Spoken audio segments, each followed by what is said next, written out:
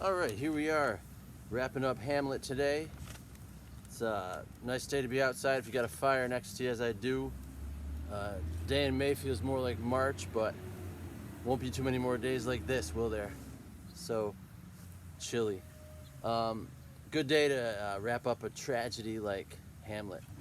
So before we start Act 5, let's review a little bit of the Rene Girard reading. Some of you did for extra credit, and that'll refresh our memory as to some of the key elements of the previous acts. So what Girard is, his central idea is that revenge fails because there is no innocent victim whose back we're coming to avenge and to act justly about. Okay, if there was, maybe Hamlet could have acted a little more aggressively and decisively. So without someone, say his own father was an innocent victim of King Claudius's murder, without someone who's innocent, Hamlet feels like there's no point.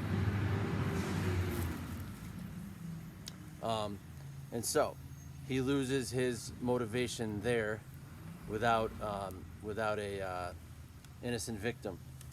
So what ends up happening is revenge collapses. It falls apart as a plot for the play and for Hamlet's actions. In the end, you get all these characters, particularly the male characters, who are all interchangeable. They're all one and the same, kind of people defending their honor, but in kind of clumsy and fumbling ways, because the motive of revenge is falling apart. That's why you get, as Bellwork was last week, Claudius's speech from Act 4, Scene 7, where he sounds like he may be Hamlet, or he may be Hamlet's ghost father. He says to Laertes, right? Not that I think you did not love your father, but that I know love is begun by time, and that I see in passages of proof time qualifies the spark and fire of it. Okay, then he says, that we would do, we should do when we would, for this would changes and hath abatements and delays, as many as there are tongues, our hands, our accidents. And then this should is like a spendthrift sigh that hurts by easing. So he's talking about exactly what Hamlet has been doing in delaying the revenge on himself. And that is, the more you delay, the more it hurts to think about the act, and the less likely you are to do it. So what ends up happening towards the end of the play, because of this pointless and meaningless revenge, is you have women whose lives are destroyed by the men around them, and men who all die at each other's hands in a bloodbath. Okay? All because of this honor that they're trying to protect through the revenge act. Okay? So, let's jump quickly to the opening scene of Act 5. It is clearly the funniest, the most comic relief you get in an otherwise gloomy play. And it has a couple of funny scenes. The first one is when, of course, the grave digger tells a joke to the other who's with him, and he says, what is that builds stronger than either a mason, the shipwright, or the carpenter? And of course the other goes, the gallows maker, for that frame outlives 1,000 tenants.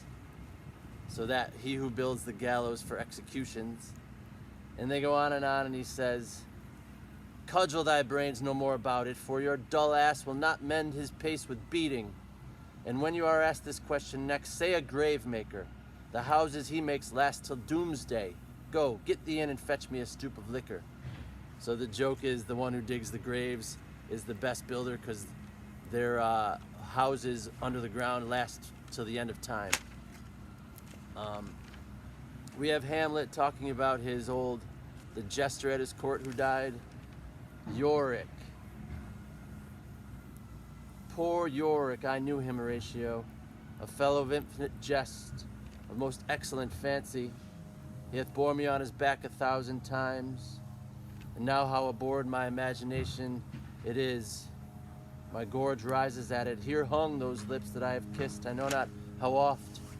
Where be your jibes now, your gambols, your songs, your flashes of merriment that were wont to set the table on a roar? Not one now to mock your own grinning, quite chapfallen? Now, get you to my lady's chamber and tell her, let her paint an inch thick to this favor she must come. Make her laugh at that. So he talks to Yorick about how you don't make anybody laugh anymore. And he says, tell my lady whom Hamlet does not know yet is dead. Ophelia is dead. No matter how much makeup she puts on, she will turn into a skull. So kind of dark humor there. And of course, he talks about how even Alexander the Great from Macedonia, who conquered all of the Middle East, Alexander was buried, Alexander returned to dust. The dust is earth, of earth we make loam, and why of that loam whereto he was converted might not stop a beer barrel. So the greatest men, you may have only the purpose when they're dead and gone to stop a beer barrel. Even imperious Caesar, dead and turned to clay, might stop a hole to keep the wind away. So the great Caesar may just be with his mud and clay stopping a hole in the wall. So you have really comical lines there. Hopefully you enjoyed the churchyard scene. We'll take a break here, and when we wrap it up, we'll talk about the change that's come over Hamlet. And we'll see that he had three pretty poor models to follow in doing his deed of revenge. And maybe these models that he chose to follow were his demise in the end.